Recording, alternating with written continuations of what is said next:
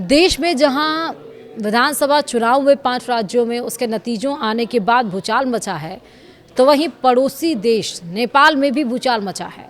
KP ओली के रास्ते पर नेपाल के नए पीएम बालेन शाह चल पड़े हैं और भारत को लेकर फिर से 2 फैसला उन्होंने सुना दिया है।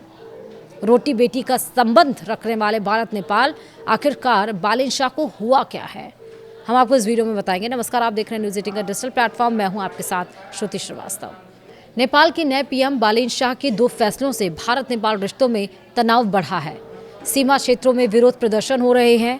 अभी बालेन शाह की सरकार बने सिर्फ 2 महीने ही हुए हैं। तो आइए बालेन सरकार के उन 2 फैसलों के बारे में जानते हैं जिनमें भारत नेपाल के रिश्तों पर असर पड़ा हुआ है, वो भी विस्तार से। दरअसल 27 मार्च 2026 को नेपाल में बालेन्द्र शाह उर्फ बालेन की अगुवाई में नई सरकार बनी। 35 साल के बालेन शाह नेपाल के सबसे युवा प्रधानमंत्रियों में से एक बने। भ्रष्टाचार विरोधी वादों और सुधारवादी छवि के दम पर उन्होंने सत्ता हासिल की, लेकिन महज 1 महीने के अंदर उनके 2 फैसलों ने भारत नेपाल रिश्तों में तल्खी ला दी। एक फैसले को लेकर नेपाल में ही उनके खिलाफ विरोध प्रदर्शन शुरू हो गए। नेपाल के पूर्व प्रधानमंत्री केपी शर्मा ओली ने 2024 से 2025 में अपने कार्यकाल के दरमियान भारत विरोधी रुख अपनाया था। इसमें लिपुलेख, कालापानी और नेपाली मानचित्र में शामिल करना, राम के जन्म स्थान पर विवादित टिप्पणी और भारत पर तख्तापलट का आरोप लगाना शामिल है। उन्होंने चीन से नज़दीकी भी बढ़ाई। तो आइए बालेन शाह के 2 फैसलों के बारे में जानते हैं। पहला, भारतीय सामानों पर कस्टम ड्यूटी। बालेन सरकार ने भारत से आने वाले 100 नेपाली रुपए यानी करीब 63 भारतीय रुपए से ज़्यादा कीमत के सामान पर अनिवार्य कस्टम ड्यूटी लगा दी। सामान के हिसाब से यह ड्यूटी 5% से लेकर 80% तक है। भारत नेपाल बॉर्डर दुनिया की सबसे खुले इंटरनेशनल बॉर्डर में से एक रहा है, जहां दशकों से लोग और सामान बिना किसी रोक टोक के आते जाते रहे हैं।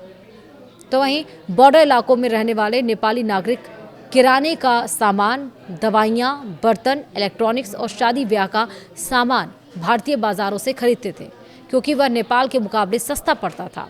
कस्टम ड्यूटी लगाने के फैसले के खिलाफ सीमावर्ती इलाकों में बड़े पैमाने पर विरोध प्रदर्शन शुरू हो गए। सख्त कस्टम नीति से न सिर्फ नेपाली नागरिक बल्कि भारत के साथ होने वाला सीमा पार व्यापार भी प्रभावित हुआ। तो वहीं दूसरा पॉइंट है, कैलाश मानसरोवर यात्रा पर आपत्ति भी जताई गई।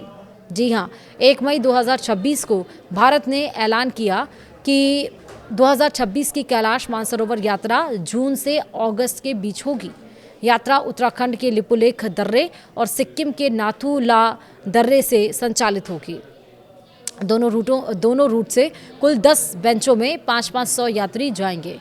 इस पर बालेन शाह सरकार ने 3 मई 2026 को औपचारिक कूटनीतिक विरोध दर्ज कराया।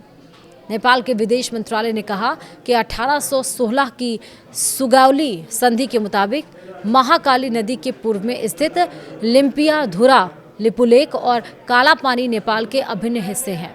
भारत ने इस दावे को सिरे से खारिज कर दिया। भारतीय विदेश मंत्रालय ने कहा कि नेपाल के ऐसे दावे न न्याय संगत हैं न ऐतिहासिक तथ्यों पर आधारित। मंत्रालय ने यह भी कहा कि लिपुलेख दर्रा 1954 से कैलाश मानसरोवर यात्रा का पुराना रास्ता रहा है। अब इस पे बालेन शाह ने 2023 में काठमांडू के मेयर के तौर पर अपने दफ्तर में ग्रेटर नेपाल का नक्शा लगाया था। अब केपी ओली चीन दौरे पर गए थे, तब बालेन ने सोशल मीडिया पर लिखा था, लिपुलेख हमारा है, इसे मत भूलो। सत्ता में आते ही उन्होंने फिर वही राग अलापना शुरू कर दिया जैसा पहले मुख्यमंत्री कर रहे थे। फिलहाल वीडियो में इतना ही। नमस्कार।